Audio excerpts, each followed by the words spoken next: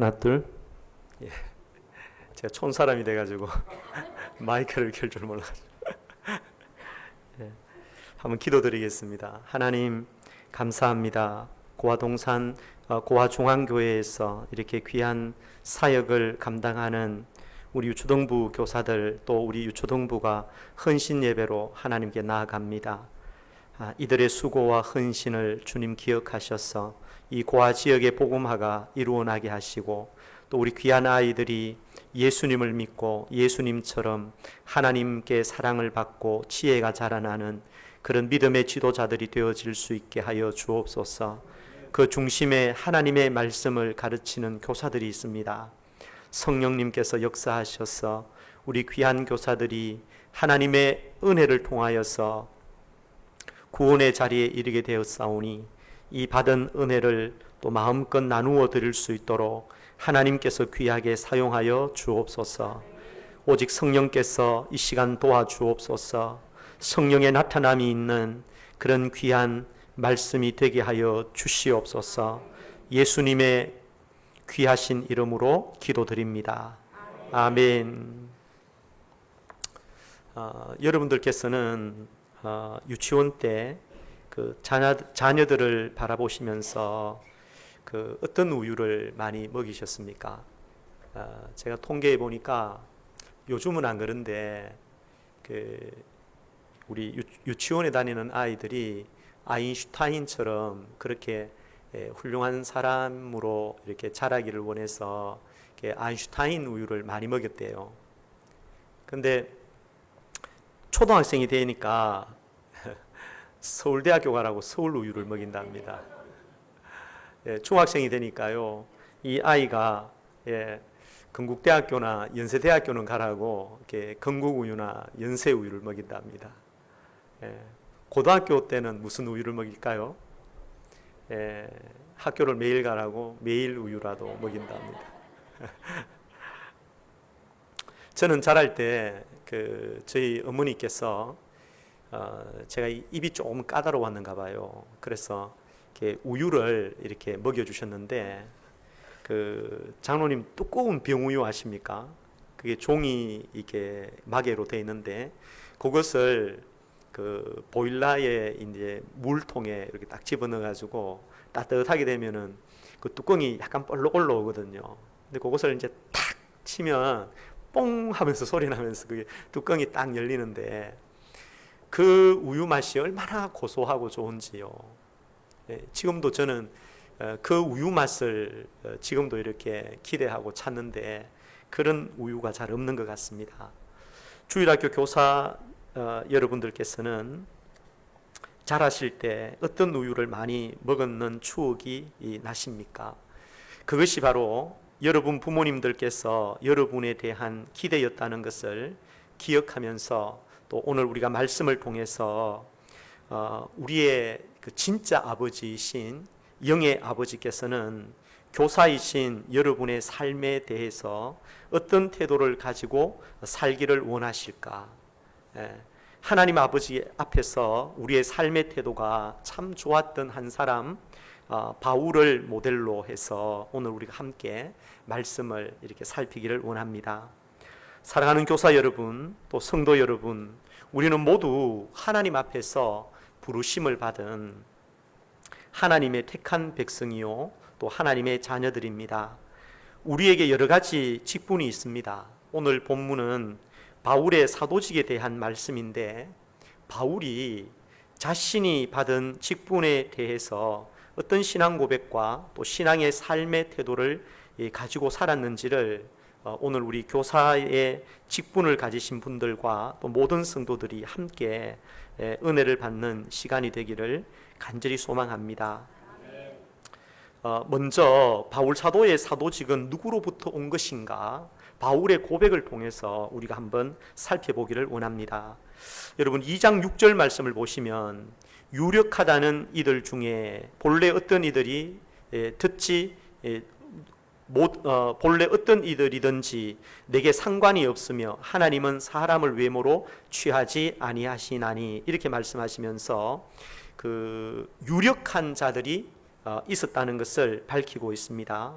여러분, 갈라디아 교회에 유력하다고 하는 이들은 누구일까요?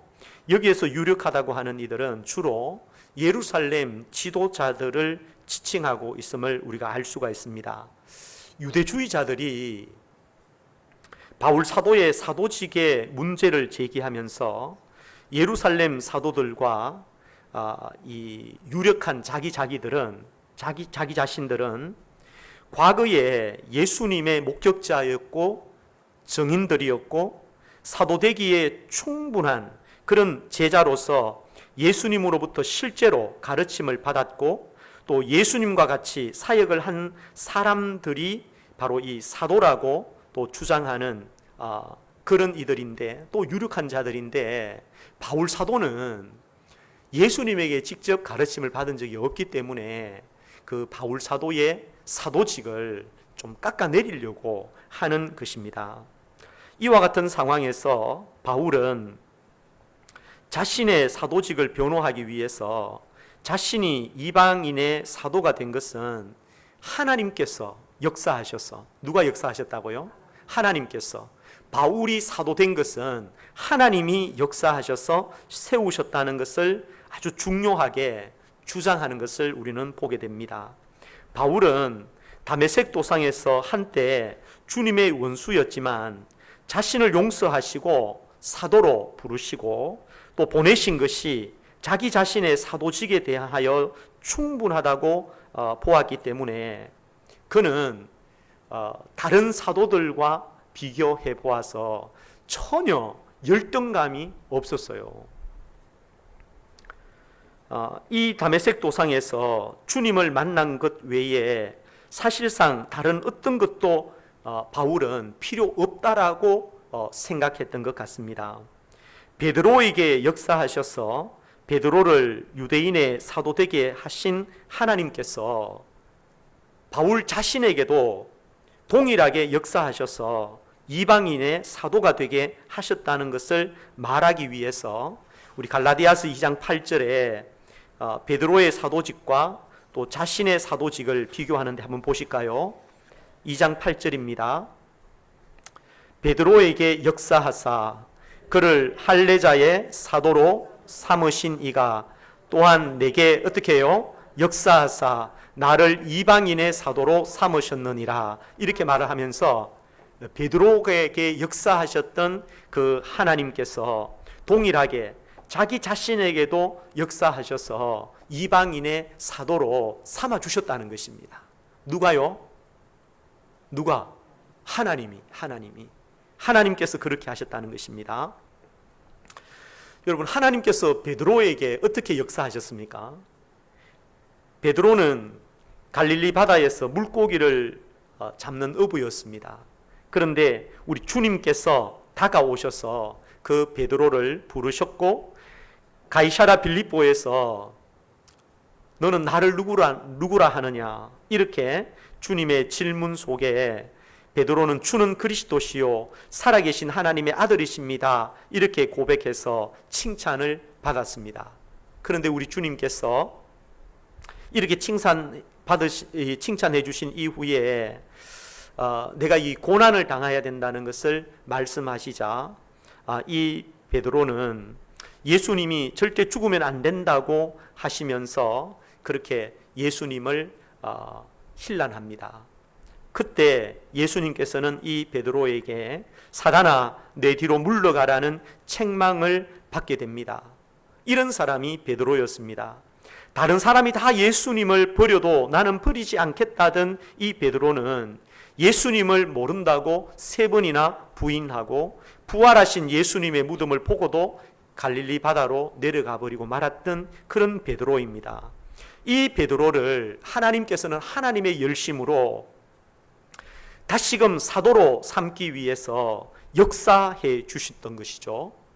자신에게도 그 바울 사도 자신에게도 이렇게 베드로에게 하나님의 열심으로 사도되게 하신 그 하나님께서 자기에게도 역사하셔서 바울 자신의 사도직을 부인하는 그 많은 이들에게 베드로의 사도직을 부인하는 것이 아니라면 나의 사도직에 대해서도 당신들이 부인하면 안 된다는 것을 아주 강력하게 요구를 하고 있는 것입니다. 여러분, 베드로에게 역사하신 주님께서 바울에게도 역사하신 줄로 믿습니다. 그렇다면 부족했던 베드로, 부족했던 바울에게 동일하게 역사하셨던 그 하나님께서 오늘 동일하게 저와 또 우리 고아중앙교회의 교사 여러분에게도 동일하게 역사하신 하나님이시라는 사실을 믿어야 될 줄로 믿습니다. 교사의 직분에도 동일하게 역사하신 분은 하나님이십니다. 여러분께서 이쁘십니까? 여러분 생각하실 때 좀 늙으셨다고 생각하십니까? 여러분은 부자십니까? 가난하십니까? 공부를 많이 하셨습니까? 교사로서 난 너무 부족하다고 생각하십니까? 여러분, 신앙의 삶에 있어서 중요한 태도는 나에게 역사하신 분이 하나님이시다, 주님이시라고 하는 사실을 늘 인식하는 것입니다. 특히 교사들의 직분으로서의 소명사상이 반드시 교사들에게는 선행되어야 될 줄로 믿습니다. 뿐만 아니라 바울은 자신의 사도직이 어머니의 태로부터 나를 택정하셨다고 오늘 본문 15절에 말씀하잖아요. 그러나 내 어머니의 언제부터? 어머니의 태로부터 나를 택정하시고 그의 은혜로 나를 부르시니가, 이렇게 말하면서 바울이 깊은 은혜에 나가 보니까 내가 사도된 것은 내가 태어나서 하나님께서 나를 잘 봐주셔서 사도로 택하신 것이 아니고 어머니의 태에서부터 나를 이미 그렇게 하나님이 작정 가운데, 계획 가운데 넣어놓으셨다는 거예요. 예? 여러분, 예레미야 1장 4절에서 5절 우리 한번 보십시다. 방송실에서 준비되어 있습니다. 예. 우리 예레미야 1장 4절에서 5절 말씀 같이 한번 봉독하시겠습니다. 시작. 여호와의 말씀이 내게 임하니라. 이르시되 내가 너를 어디에서요? 모태에서 짓기 전에 어떻게 했습니까? 너를 알았고 내가 배에서 나오기 전에 너를 어떻게 했습니까? 성별하였고 너를 여러 나라의 선지자로 세웠노라. 언제요? 언제? 네가 배에서 나오기도 전에, 모태에서도 짓기 전에. 이 표현이 그 에베소서에서는 창세전이라는 표현을 쓰잖아요. 여러분, 창세전에 하나님께서는 저와 여러분을 하나님의 자녀로만 택하신 것이 아니고 자녀로 택하셨을 때는 분명히 하나님의 목적을 위하여 택하셨기 때문에 거기에 직업으로서의 소명도 그때 주셨던 거예요. 하나님께서는 예레미야를 언제 여러 나라의 선지자로 세우기로 계획하셨습니까? 이 땅에 태어나서가 아니라 어머니의 뱃속에서입니다. 하나님은 바울을 언제 이방의 사도로 택정하셨습니까? 어머니의 태로부터입니다. 그렇다면 저와 여러분을 하나님께서는 언제 말씀의 교사로 하나님께서 택하시고 또 작정하셨습니까? 언제부터요? 여러분들께서 우연히 뭐 살다가 또 구미까지 와가지고 구미에서 살다 보이 고아까지 와가지고 고아에서 살다 보니까 또 고아중앙교회까지 왔고 그렇습니까? 예? 여러분, 진짜 우리 인생이 그 정도로 떠내기 인생처럼 살다 보니까 이곳에 오는 것입니까? 하나님께서는 사도행전 17장에 분명히 말씀하셨잖아요. 내가 너희 연대를 내가 정했어. 네 생일을 내가 정했다고. 내가 너희들의 거주의 경계를 내가 한정했다고. 경상북도, 구미, 고아중앙교회 내가 결정해 놓은 거야. 믿습니까? 그래서 우리가 이렇게 모였잖아요. 자, 옆 사람 한번 보십시오. 예? 예? 여러분, 참 교회에 직분을 세울 때 특별히 여러분께서 고아중앙교회에 누가 영향력을 끼치시는지는 몰라도 조심하셔야 됩니다. 교회에 영향력을 끼치는 분은 내가 힘을 좀 써가지고 뭐 장로님으로, 장립집사님으로, 권사님으로 세웠다고 암암리의 마음에 딱 중심에 있는데 하나님 그거 싫어합니다. 네가 세운 것 아니고 내가 세운 거야. 믿습니까?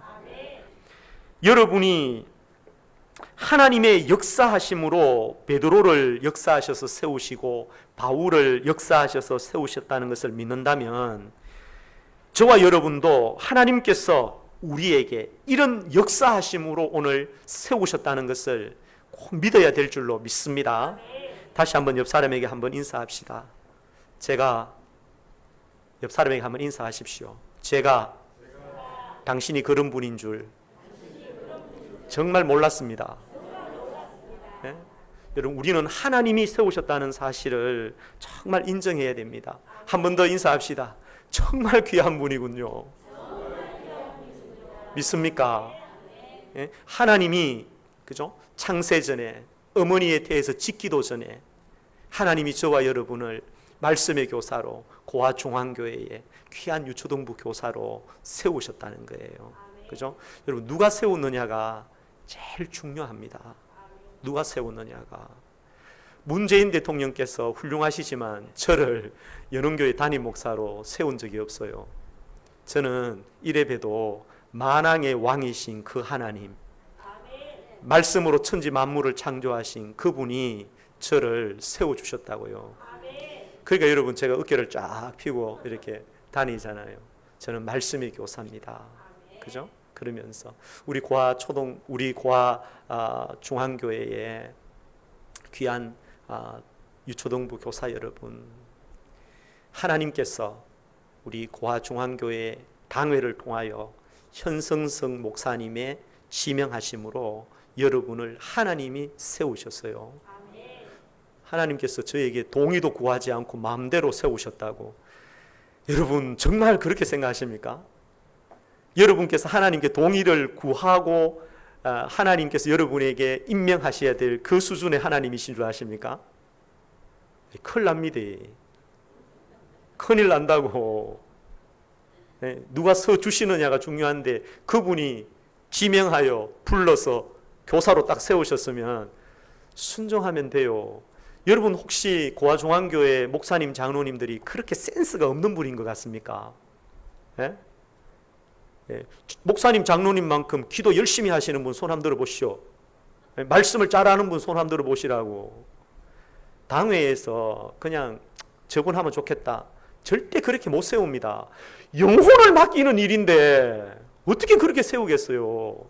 그래서 당회가 하나님께 기도해 봤겠지, 은혜를 구했겠죠. 그래서 하나님께서 감동을 주시고 그 하나님의 계획하심을 깨달아 바로 여러분을 교사로 세우신 줄로 믿습니다. 그렇다면 바울은 그의 사도직을 어떤 자세로 맡았겠습니까? 여러분, 이렇게 귀한 사도직을 바울이 어떤 자세로 맡았는지를 알려면 바울이 이 직분과 관계되어진 고정된, 바울이 즐겨 사용하는 문장을, 고정된 문장이 있어요. 바울은 직분을 이야기할 때마다 요 단어를 사용하거든요. 그러니까 바울이 이 직분을 어떤 마음으로 감당하려고 했느냐를 보려면 바울이 직분과 관계되어질 때 사용되어지는 고정된 문장을 확인해 보면, 아하, 바울은 이런 마음으로 그의 직분을 감당하려고 했구나 하는 것을 알 수가 있습니다. 여러분, 15절 다시 한번 보실까요? 그러나 내 어머니의 태로부터 나를 택정하시고, 나를 부르실 때 어떻게 부르셨어요? 어떻게 부르셨어요? 그의 은혜로 나를 부르셨다는 게, 그의 은혜. 네? 은혜. 여러분, 갈라디아서 2장 9절을 여러분 다시 한번 보실까요? 2장 9절에 보면 또 기둥같이 여기는 야고보와 게바와 요한도 내게 주신 뭐라고요? 은혜를 알므로. 그죠? 내게 주신 은혜를 그들도 아는데 내게 주신 하나님의 은혜가 있다는 거예요. 은혜. 그죠? 그러니까 이 표현을 보면 바울이 사도직을 맡는 자세와 어떤 깊은 관계는 바로 은혜와 관계 있는 것입니다. 한 군데만 더 한번 찾아보실까요? 로마서 15장 15절인데 방송실 한번 부탁드립니다. 같이 한번 봉독하시겠습니다. 시작. 그러나 내가 너희로 다시 생각나게 하려고 하나님께서 내게 주신 무엇을?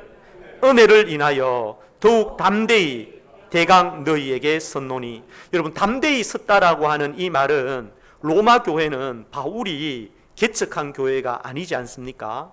그래서 감히 담대히 주장하기 힘들지만 이렇게 담대한 것은 하나님께서 내게 주신 은혜, 다시 말하면 이방인들의 사도직에 의해서 내가 너희에게도 나의 사도적 권위를 담대히 주장할 수 있다, 이렇게 이야기하는 거예요. 여러분, 고아중앙교회의 현성석 목사님이 담임 목사님이시잖아요. 저는 고아중앙교회 담임 목사님이 아니에요. 그런데 이렇게 소리를 지를 수 있는 이유가 뭐 때문입니까? 현성석 목사님을 하나님이 은혜로 세우신 것처럼 저를 연흥교회의 담임 목사로 세우신 그 은혜를 힘입어서 제가 고아중앙교회 헌신예배 와서 이렇게 소리를 높이는 거예요. 여러분, 고린도전서 15장 8절에서 11절을 다시 한번 보실까요? 맨 나중에 만삭되지 못하여 난 자 같은 내게도 보이셨느니라. 나는 사도 중에 지극히 작은 자라. 내가 하나님의 교회를 어떻게 했습니까? 핍박하였으므로 사도라 칭함을 받기에 감당치 못할 자로라. 그러나 나의 나된 것은 뭐라고요? 하나님의 은혜로 된 것이니 내게 주신 그의 은혜가 헛되지 아니하여 내가 모든 사도보다 더 많이 수고하였는데 내가 아니요 오직 나와 함께 하신 뭐라고요? 하나님의 은혜로 내가 더 열심히 사역했다는 것입니다. 여러분, 만삭되지 못하여 난 자 같은 내가 하나님의 은혜로 지금까지 사도직을 감당했다고 하는 것입니다. 그래서 내가 다른 사도들보다 훨씬 더 열심히 일을 했답니다. 바울 사도는.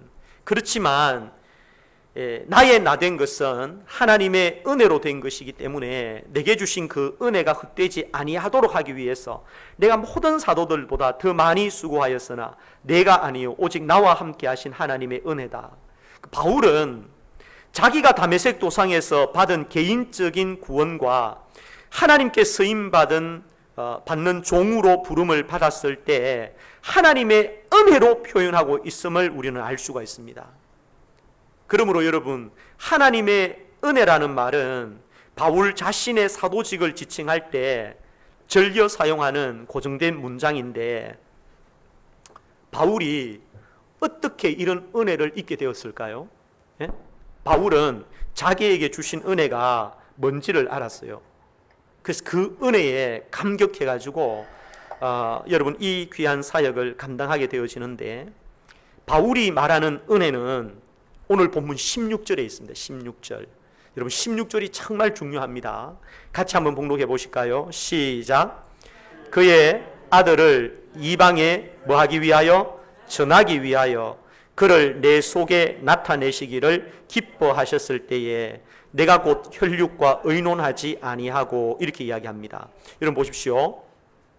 그의 아들을, 예수님을 이방에 뭐하기 위해?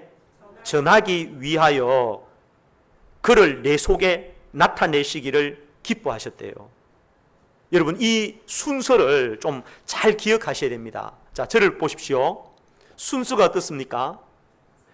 이방인에게 하나님의 아들 예수를 전하도록 하기 위하여 하나님은 누구를 택하십니까? 바울을 택하죠. 그죠?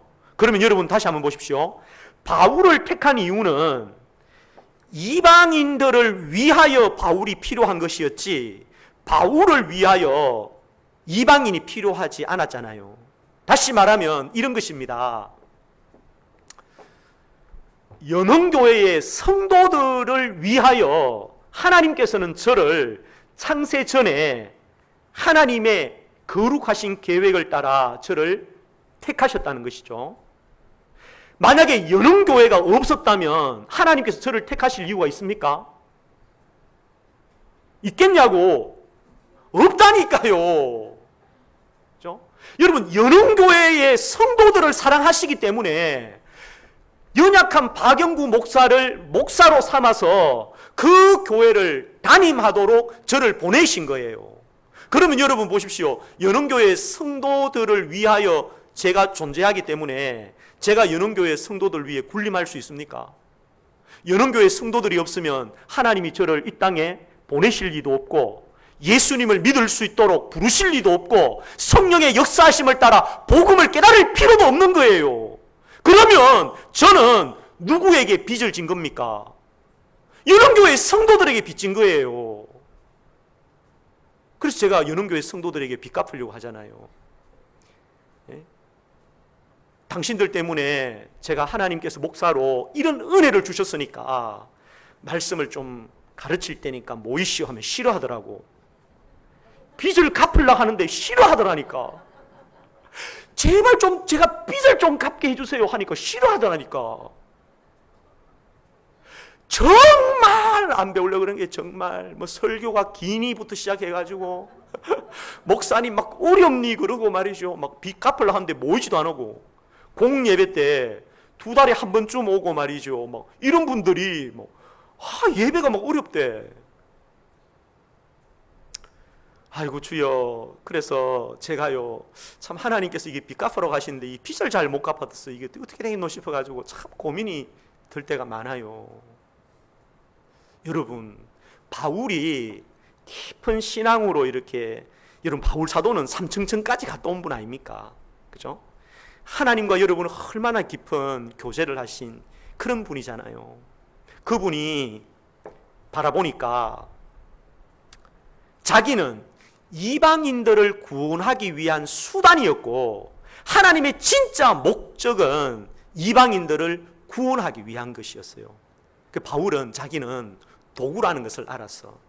그래서 이방인에게 복음을 증거하기 위하여 자기는 하나님 앞에 딱 돌아보니까 세상에 이 이방인들이 안 계셨다면 하나님이 나를 구원해 주실 이유도 없고, 그죠? 다메섹 도상에서 빛 가운데 만나 주실 이유가 없는 거죠. 이방인이 없다면. 그리고 그를 사도로 부르셔서 서실 이유도 없는 거야. 그래서 바울이 이 사실을 깨닫고 난 다음에 하나님의 주권적인 목적이 여기에 있다는 사실을 알 때 그는 빚을 갚는 심정으로 이방인들에게 복음을 증거하고 전하기 위하여 예를 쓰게 된 것입니다. 우리는 우리 자신들의 구원을 우리 중심적 이렇게 신앙관으로 삼아버릴 때에 굉장히 오해를 할 때가 많습니다. 하나님은 나를 사랑하셔서 나를 하나님의 자녀 삼으시고 나 이제 예수 믿었으니까 됐어. 뭐 교사 안 해도 돼. 내가 하고 싶으면 하고 나한테 동의를 구해서 좀 해주세요 하면 뭐 해줄까 말까 하고 그런 생각을 가지게 되거든요. 왜냐하면 그것이 자기 중심적인 신앙의 삶을 살 때 그렇게 되어져 버리는 거예요. 여러분 우리가 하나님을 위하여 있지 하나님이 나를 위하여 있습니까? 내가 하나님을 위하여 있습니다. 아멘 좀 크게 해봐요. 여러분 우리가 하나님을 위하여 있지 하나님이 나를 위하여 있습니까? 그게 하나님 중심적인 신앙 고백의 삶을 살아가는 정말 멋있는 성도의 고백인 것입니다. 여러분 내가 진짜 구원을 받았으면 하나님이 창조주이시고 하나님이 역사의 주인이시기 때문에 무엇을 위해 나를 구원하셨는가를 생각하지 않을 수가 없는 것이죠. 하나님이 나를 위해 존재하시는 것이 아니고 내가 하나님을 위하여 존재하는 것이므로 하나님이 나를 무엇 때문에 구원하셨는가를 늘 고민하면서 생각을 해야 됩니다. 바울은 이방인을 위해 구원을 받았습니다. 그렇기 때문에 그는 어떤 의미로 바울은 이방인 덕분에 구원을 받았기 때문에 다른 말로 이방인이 없었다면 바울은 구원을 받지 못했잖아요. 그래서 바울이 이방인 때문에 구원을 받았으니까 바울이 이방인에게 늘 빚을 갚는 마음으로 복음을 전합니다. 여러분 로마서 1장 14절을 여러분 한번 보실까요? 같이 한번 봉독합시다. 시작. 헬라인이나 야만이나 지혜 있는 자나 어리석은 자에게 다 내가 뭐라고요? 빚진 자라. 여러분 바울 사도가 언제 돈 빌렸습니까? 돈 빌렸다 갚디까? 예? 여기서 빚졌다는 말은 말이죠, 이 복음의 빚을 진 거예요. 이 이방인들이 아니었다면 하나님이 나를 구원해 주실 이유가 없는데, 이분들 때문에 내가 구원받았으니까 빚을 갚아야지. 그렇죠? 현성석 목사님께서도 빚을 잘 갚고 계십니까? 예? 고아중앙교회가 아니라면 현성석 목사님 목사로 키울 이유가 없어. 구원하실 이유가 없다고. 장로님들도 마찬가지잖아요. 그죠? 여러분 빚져 보셨습니까? 저 대학교 다닐 때 돈이 없어가지고 은행에 가서 융자를 받는데 말이죠. 와, 그죠? 이렇게 뭐 건강보험 얼마 이상 낸 사람 뭐 데리고 오라 해가지고 말이죠. 데리고 갈 사람이 있나, 대학생이. 그래가지고 우리 형님한테 이야기했더니, 영구야, 너 내한테 이야기하지 말고 너 형수한테 이야기해라. 이렇게 해가지고 또 우리 형수님한테 가가지고, 형수님, 내 돈 좀 대출 받아야 되는데 도장 좀 찍어줘요. 이래가지고 공부를 했다니까요. 예? 대학원 때도 마찬가지고요. 연흥교회 와가지고 5년이 지났는데 겨우 빚을 다 갚았어요. 빚을 다 갚았을 때 말이죠, 얼마나 행복했는지 아십니까? 예? 빚을 갚았을 때 얼마나 행복했는지 아십니까? 교사 여러분, 하나님께서는 여러분을 택하시고 이렇게 구원의 은혜로 인도하셨는데, 여러분은 누구에게 빚졌습니까? 고아중앙교회에 유초동부 아이가 없었다면 여러분 필요 없습니다. 구원할 이유가 없다니까요. 그러니까 여러분들께서는 유초동부 아이들 볼 때마다 빚 갚는 심정으로, 진짜 너가 없었으면 하나님께서 나에게 이런 은혜를 안 주셨을 낀데 너무 고맙다, 너무너무 고맙다. 근데 어떻게 안 사랑스러워 그게? 예? 어떻게 그 일을 안 기뻐하게 할 수가 있겠습니까? 사랑하는 고아중앙교회 성도 여러분, 여러분들에게는 누구에게 빚져 있습니까? 혹시 예수 믿지 않는 여러분의 시어머니가 그 시어머니 구원하라고 하나님께서 여러분에게 구원 주신 거 아닙니까? 예? 지금도 그 왼수 예? 집에 한 분 계시잖아요. 그 왼수 때문에 하나님께서는 여러분을 구원시키신 거 아닙니까? 빚 갚으시라니까요. 이만큼 태어나가지고 저런 인간을 내한테 옆구리에 붙여줘가지고 그런 말씀 하시면 안 돼요. 그 왼수 때문에 하나님은 여러분을 구원해 주신 겁니다. 이것을 빨리 깨달을수록 가정에 큰 은혜가 임할 줄로 믿습니다. 여러분, 고린도전서 9장 16절 한번 보실까요? 같이 봉독합시다. 시작. 내가 복음을 전할지라도 자랑할 것이 없음은 내가 부득불할 일임이라. 만일 복음을 전하지 아니하면 내게 화가 있을 것이미로라. 아멘. 그죠? 바울 보십시오. 이 빚 갚아야 되는데 빚을 안 갚으면 안 되잖아요. 그래서 이 복음을 전하지 아니하면 내게 화가 있을 것이다. 여러분 정말 바울 사도의 삶의 변화를 한번 보십시오. 그죠? 복음을 정확하게 깨닫는 사람은 이렇게 바뀔 줄로 믿습니다. 네? 그런 은혜가 우리 유초동부 교사분들께 있으셔서, 교사라는 직분이 여러분의 소명이 맞으시다면 그 소명을 가지고 빚을 잘 갚아 나가시는 그런 귀한 교사들 되시기를 주님의 이름으로 축원합니다. 마지막으로 바울과 같은 소명의식을 가진 빚진 자는 그럼 어떻게 빚을 잘 갚을 수 있겠습니까? 여러분, 하나님께서 빚 갚아라 해놓고 빚 갚을 능력을 안 주시면 하나님께서 조금 나쁘신 분이시잖아요. 그죠? 여러분, 저희 교회에 그 최영곤 장로님이라고 한의사가 계세요. 계시는데 제가요, 그 최영곤 장로님 그 한의사를 이렇게 관찰해 봤어요. 관찰을 해보니까 하나님께서는 여러분 오해하지 말고 들으셔야 됩니다. 최영곤 장로님 소아마비세요. 힘도 정말 없어. 에? 꼬마가 밀어도 훌떡 넘어지셔. 그런데 그분을 함부로 대하지 못해요. 왠지 아십니까? 그분에게 하나님의 그 직업으로서의 소명을 딱 주셨는데, 의사잖아요. 한의사. 근데 그 한의사도 본인이 열심히 공부해가 된 줄 아는데, 제가 했잖아요. 한의원에 가서 예배를 인도하는데 제가 장로님을 딱 꼬라보면서 했죠. 장로님, 환자를 위해서 장로님이 필요한 거요. 장로님을 위해서 환자가 필요한 거요. 그러니까 가만히 계시더라고요. 대답해 보시라고. 그러니까 환자를 위하여 있죠. 이렇게 하시더라고요. 그래, 맞다고. 그 장로님, 환자들 때문에 하나님께서 의사로 이렇게 세우셨는데 하나님께서 장로님에게 이게 의사로 세우셨을 때는 하나님께서 반드시 이거 잘 감당하라고 주신 것이 있어. 그게 뭐냐고 물어드리니까 저희 장로님께서 하시더라고. 의술이라는 거니까 의술. 그죠? 자, 보십시오. 교사가 이 교사의 사명을 잘 가르치도록 하려면 하나님께서는 무슨 은사를 주셔야 되겠어요? 가르치는 은사를 주시지. 그 가르치는 은사를 누가 주셔? 하나님이 주시는 거예요. 하나님이 가르치라고. 그죠?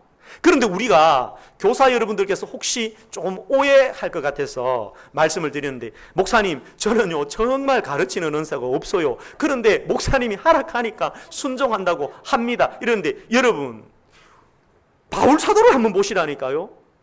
여러분, 하나님께서 주신 은혜를 받아서 그가 복음의 빚진 자로 이방인을 위하여 자기를 사도로 삼으셨다는 것을 정확하게 알았잖아요. 그러면 바로 이방인들에게 복음 전하러 가면 되지. 바울 사도는 뭐부터 합니까? 예? 뭐부터 합니까? 17절 한번 보십시오. 또 나보다 먼저 사도된 자들을 만나려고 예루살렘으로 가지 아니하고 어디로 갔습니까? 아라비아로 갔다 하잖아요. 아라비아. 그리고 어디로 갑니까? 다메섹 자기 고향으로 간다고요. 여러분께서 아시는 것처럼 아라비아 광야에서 3년 동안 성령님의 인도하심을 따라서 부활하신 주님을 통해 말씀을 정확하게 다시 구약을 재해석하고 배웠단 말이죠. 그리고도 뭡니까? 10년의 세월을 자기의 고향 다소에 가서 말씀을 또 배워. 그러니까 여러분, 교사는 먼저 가르치려고 하지 말고 나는 배우는 게 좋아요. 목사님, 저는 우리 목사님을 통해서 말씀을 배우는 게 너무 행복해요. 이럴 때 그게 교사의 자격이라니까요. 교사의 자격. 여러분, 교사라는 단어가 디다스칼로스예요. 디다스칼로스, 헬라어로 디다스칼로스가 교사인데, 이 디다스칼로스는 가르치다라고 하는 동사 디다스코에서 왔는데요. 근데 참 신기한 것은 디다스코의 어원이 뭐냐면 다스예요. 다스가 뭔지 아십니까? 다스?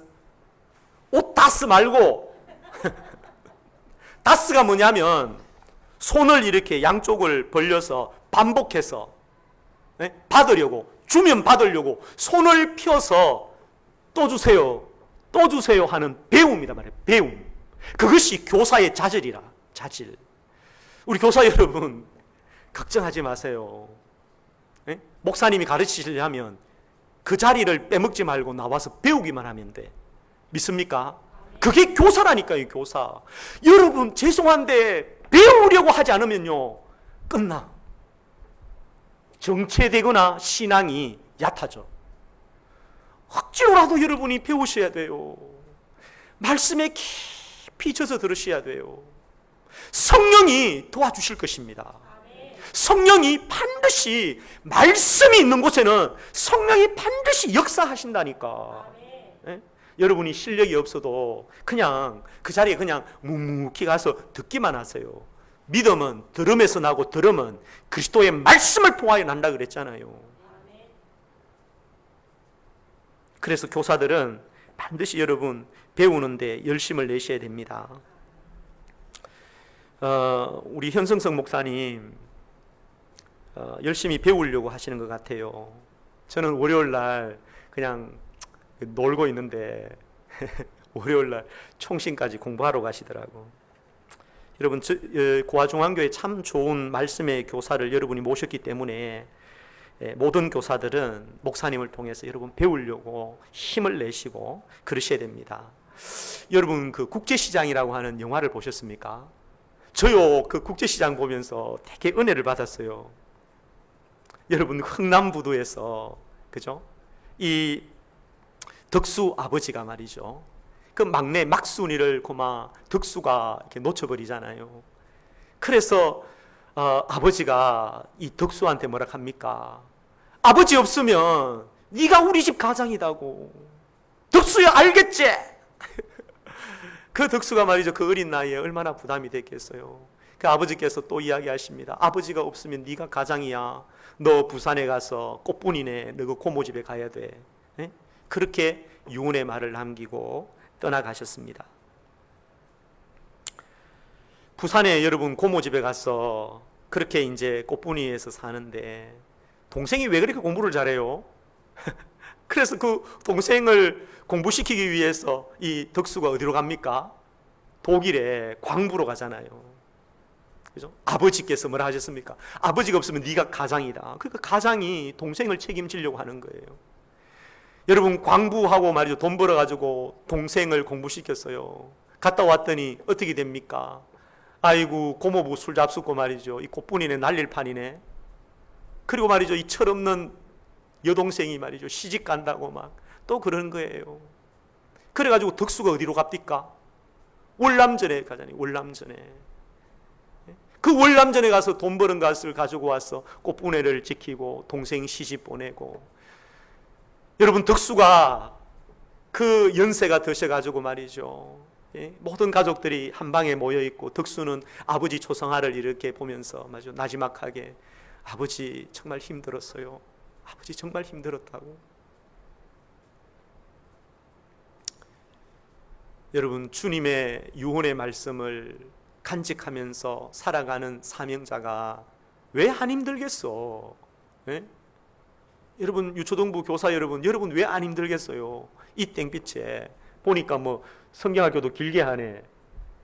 예? 20일부터 금, 토, 주일까지 하네. 저희들은 어제부터 해가지고 오늘까지 끝냈어요 그냥. 아이고 주여 좀 길게 해라 그래도 이거 참 말도 잘 안 듣고. 예? 고아 중앙교회는 진짜 말씀 잘 듣네. 3일이나 하고 주일학교 끝나고 난 다음에 중고등부하고 주보에 보니까 또 청년대학교 또 수련회 있고. 그런데 말이죠, 여러분 우리 주님이 유언으로 남기셨습니다. 예? 땅끝까지 이르러 내 증인이 되고 그 사명을 감당하라고. 여러분 정말 이거 사명 잘 감당하실 수 있겠습니까? 여러분 사명만 감당해 보세요. 하나님이 주시려고 하는 복이 어마어마무시해. 얼마나고요? 어마어마무시하다고. 네? 아마 현승석 목사님은 서울 얘기라서 잘 몰라. 엄청나게 흐블나게 많다 이 말이지. 네? 자, 그 복을 한번 봅시다. 말씀을 같이 여러분 한번 따라서 읽읍시다. 마태복음 24장 45절에서 47절 말씀입니다. 시작. 충성되고 지혜 있는 종이 되어 주인에게 그 집 사람들을 맡아 때를 따라 양식을 나누어 줄 자가 누구냐? 주인이 올 때에 그 종이 이렇게 하는 것을 보면 그 종이 무엇이 있다고요? 복이 있으리로다. 내가 진실로 너희에게 이르노니 주인이 그의 모든 소유를 그에게 뭐 한다고? 맡기리라. 주인이 무엇을 맡긴다고요? 옳지. 여기서 주인이 누구십니까? 주님이 다시 온다는데 주인이 누구예요? 우리 주님이 주인이신데 맡기시는데 뭘 맡기셔? 아이고 이 모든 소유. 주님이 얼마나 부자인지 아시죠? 예? 우리 주님에게 모든 권세와 능력이 있다는 거 아십니까? 그 모든 것을 누구에게 맡기신다고? 때를 따라 하나님의 자녀들에게 양식을 나누어 주는 자. 이 양식이 밥덩어리 아닙니다. 밥덩어리. 하나님의 말씀을 나누어 주는 자, 그에게 복을 주는데 나의 모든 소유를 그에게 맡기겠다. 여러분 교사 여러분 수지 맞은 거예요. 수지 맞은 거. 당회에서 장로님 목사님이 잘 세우신 거예요. 여러분이 안 세워줬다면 어떻게 됐겠어? 어떻게 됐겠어? 영적으로 걸뱅이가 안 되겠어? 걸뱅이.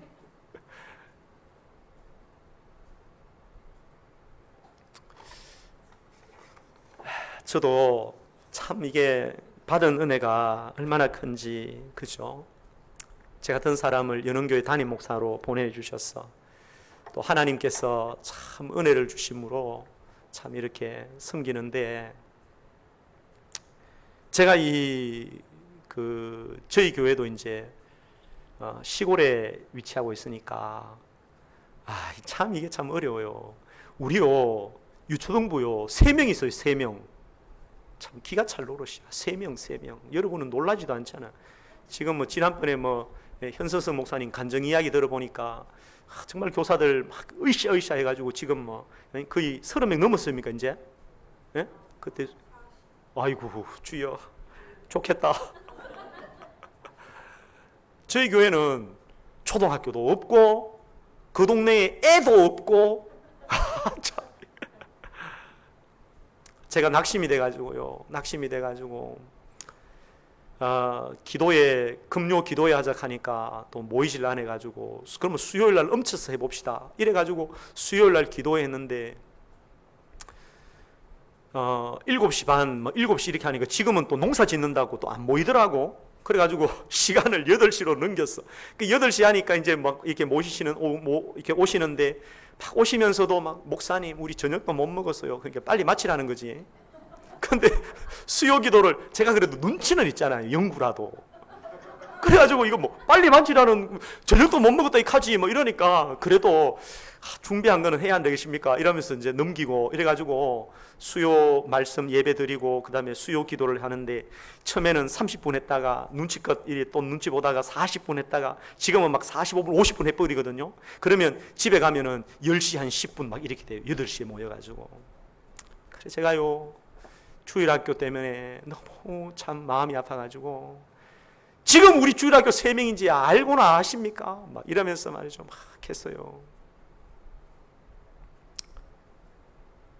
제가 연흥교회에 처음 왔을 때 주일학교가 한 30명 됐거든요. 거기에 헌신된 교사 한 명이 있었어요. 도량동에 사는 피아노 학원 하는 손화순 집사라고. 진짜 그 집사님, 여집사님 한 분이 피아노 학원을 하면서 아이들을 피아노 학원 가르치는 아이들에게 막 뭡니까 이거 교습비 받는 것보다 더 많이 선물 다 줘보는 게야. 뭐 어떻게 살았는지 몰라. 지금 용인에 이사를 갔거든요. 그분이 떠나고 난 다음에 그 빈자리가 채워지질 않는 거야. 제 아내가요 열심히 전도해서요. 그래서 아포덕일 아파트에 사택이 있는데 아포덕일 아파트에서 한 4, 5년간 말이죠. 아이들 뭐 공부방 이런 형식으로 해가지고 막 전도했는데 말이죠. 세상에 중학교 올라가고 고등학교 올라가니까 이사를 다 가쁘네. 노무현 대통령 혁신도시 저걸 괜히 연흥에 옆에 쥐가지고 말이죠. 그래 이사를 다 가쁘는 거야. 이사 다 가버렸어요. 그래가지고 유초동부 지금 3명이야 3명. 그런데 제가 낙심이 돼가지고 그렇게 하니까 말이죠. 제 딸내미가 이번 주에 옆에 딱 앉더니 말이죠. 집에서 식사하는데 옆에 딱 앉더니 그런 말을 해요.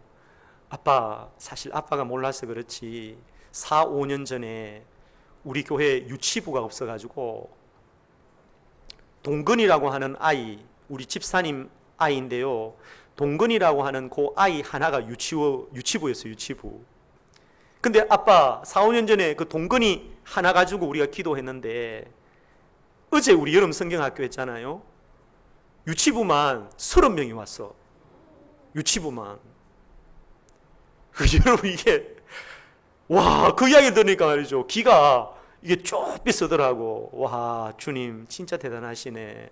4, 5년 전에 그 유치원 하나를 데리고 유치원 아이를 하나님 부흥시켜달라고 기도했는데 4, 5년 만에 30배로 부흥시켜 주신 거야. 그래서 제가 했죠.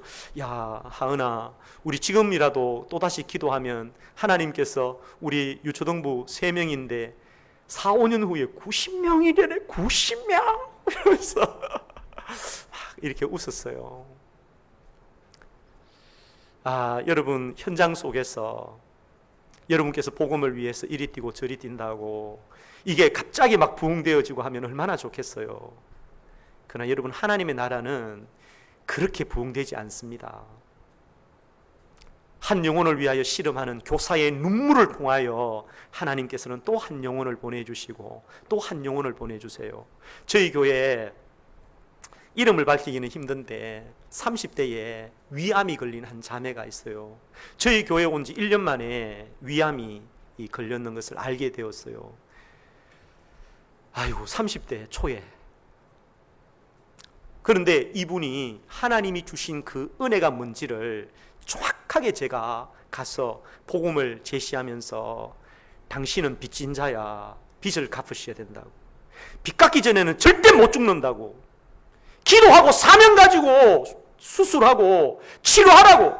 그러면서 막 머리에 춤 튀기면서 막 안수를 빵빵 했잖아.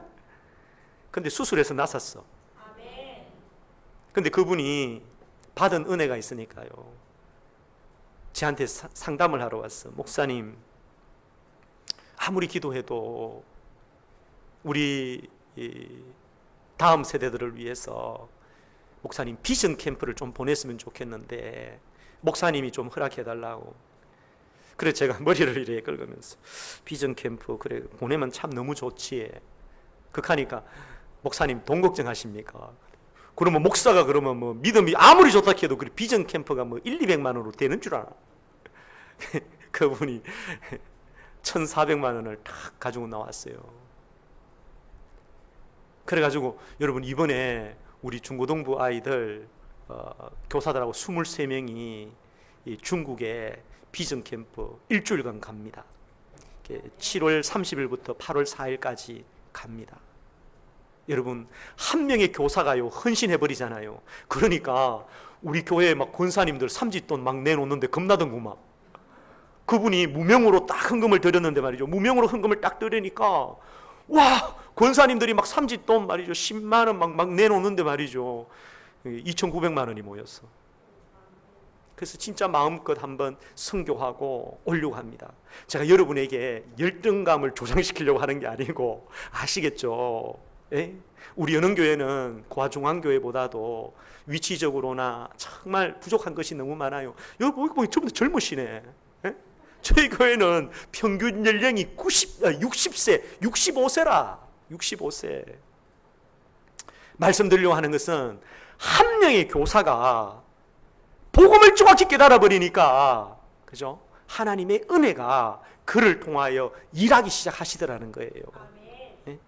우리 고아중앙교회는 더 잘하실 줄로 믿습니다. 네? 고아에서 제일 높은 교회 아닙니까? 또 고아의 중심에 있는 교회 아닙니까? 중앙교회. 네? 그런 자부심으로 또 귀한 목사님 보내주셨으니까 또 우리 귀한 장로님들 계시고요. 또 기도해 주시는 권사님들 있으시니까 아마 충분히 잘 가시리라 믿습니다. 그런 은혜가 우리 교사들을 중심으로 해서 이 일이 이루어진다는 것을 알고 교사들께서 빚을 갚으시기를 축원합니다. 자, 옆 사람에게 다시 한번 인사합시다. 빚을 잘 갚읍시다. 한 번 더 인사합시다. 빚 갚기 전에는 절대 못 죽는다. 아프지도 말고 죽지도 맙시다. 믿습니까? 기도하겠습니다. 하나님 아버지, 우리에게 주신 은혜가